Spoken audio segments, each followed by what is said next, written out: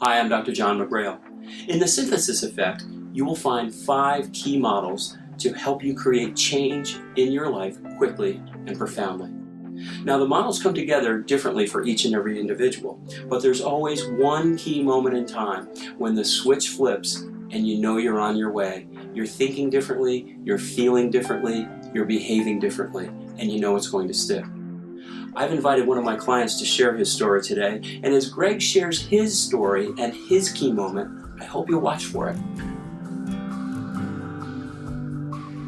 One of the great parts of the McGrail method, or quantum synthesis, that described in the synthesis effect, is that with understanding of how and why we get to be who we are, why we behave, why we think, why we act and react the way we do in our lives, with that understanding combined with the models and tools that I use, hypnosis and meditation being 2 of the primary ones, we can empower our lives far beyond what we thought was the original issue. I've got one of my clients here today, Greg, who's been kind enough to bring his story to share a little bit about what he's gone through working together. And Greg, I really appreciate you being here. It's awful nice of you to do that. It's my pleasure. My pleasure. Thank you.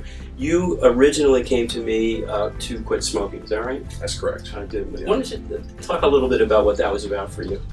I had an interesting, an interesting situation with smoking. I'd been smoking for 16 years when I came to see Dr. McGrail, and I didn't have any influences in my life. I couldn't point to, my parents didn't smoke. My friends kind of picked up smoking right out of high school, and I kind of went along with it, and don't really know why it stuck. I had the misfortune to have quit cold turkey by myself successfully a couple of times, once for a year and a half and once for a year during that 16-year period, which made the habit so much harder to break. And it kind of got to the point where I felt like if I didn't do something, that I was just going to end up, killing myself, probably with emphysema way before I could ever get cancer, to be honest. And I kind of felt like I didn't have a lot of options. I knew that my addiction was not to the nicotine. I didn't feel like I was addicted to the chemicals in the cigarettes because I tried nicotine gum, I tried patches, I tried all of that.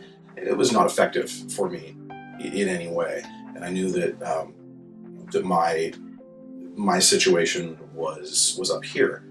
It was really an amazing process for me.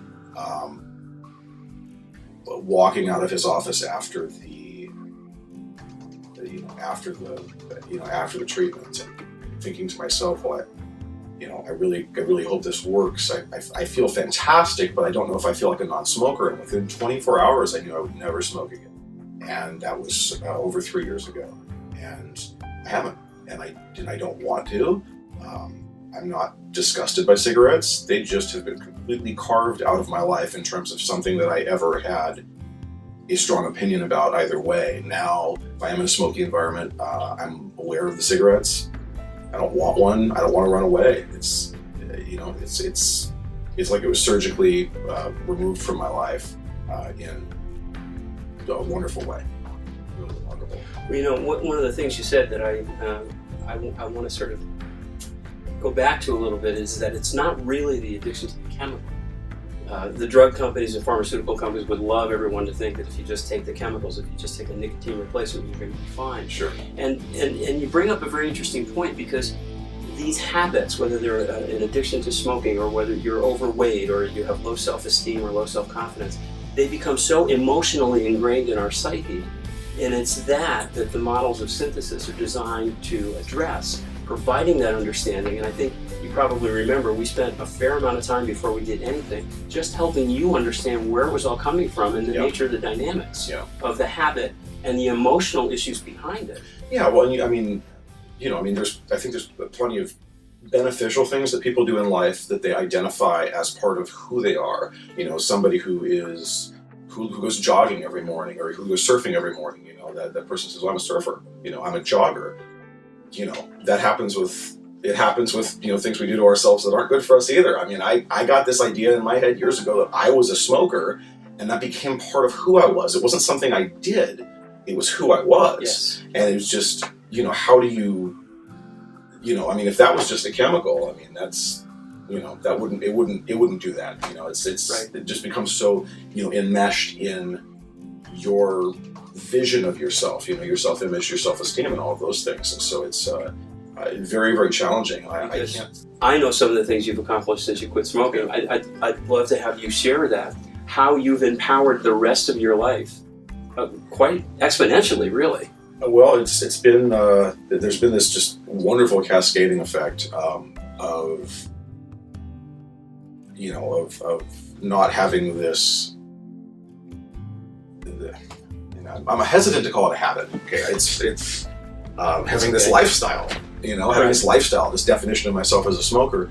It was like looking at the world through a filter, and having that filter removed, everything looks different. And over the course of weeks and months, I started to react to things differently. I started to, become aware of a lot of positive things that I had been ignoring that were right in front of my face, and I became aware of, other aspects of myself that I really wanted to work on.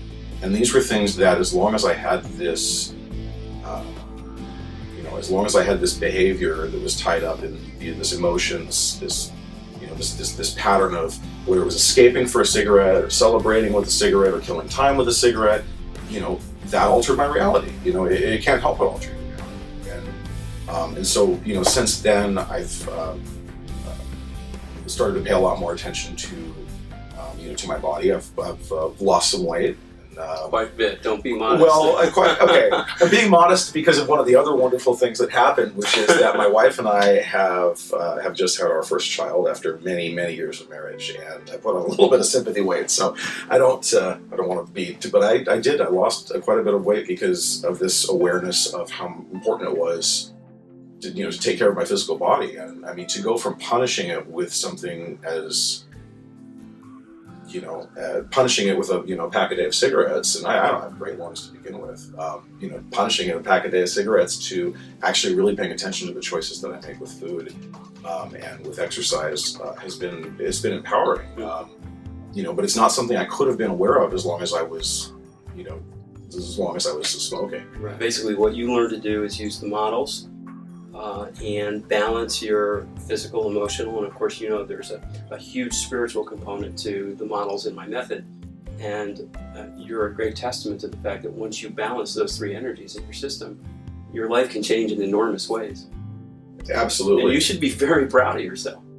I'm a little afraid to be proud of myself. It feels, so much of it feels effortless. I mean, that's the thing. That's the thing that makes it a little bit odd to be so proud of it, is that I'm not sure if I did anything. I mean, I know I did. Oh, I know that I'm doing these in real time. I'm making better choices. I'm more aware of, of everything. Yeah. But it feels, I mean, it used to, all those times that I would light up a cigarette and feel disgusted with myself and smoke it anyway, it felt like such a struggle just to not smoke that one cigarette. Right. And this feels so much of the time, and it's not all, rainbows and lollipops, but that's life, right? I mean, it just feels so much easier to make the good decisions, and they seem so effortless. And kind of looking back on the last few years, it just really seems like these positive things have kind of happened on their own as a result of this increased awareness and this better integration. Yeah, and that's what it's about. For sure. One of the first things I say in the book, as you know,